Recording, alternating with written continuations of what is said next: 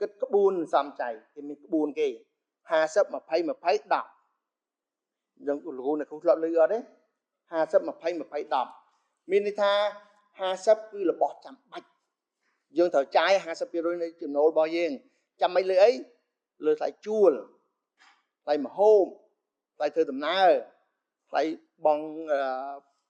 លិខិត permit license អីអស់ហ្នឹងអាហ្នឹង50ថកាយ 20% ទេ remittance ផ្ញើឲ្យម៉ែឪបងប្អូន10% ទេតែលើសហ្នឹងគឺគ្រោះថ្នាក់ឯងបាទ 20% ទៀតគឺ saving ទៅការសំលើអីទិញផ្ទះថ្ងៃក្រោយបើក business ថ្ងៃក្រោយការប្រពន្ធថ្ងៃក្រោយប្រតាចថ្ងៃក្រោយហាហ្នឹងអត់មានណាជួយយើងទេអត់មានណាជួយយើងហ្មងអញ្ចឹង 20%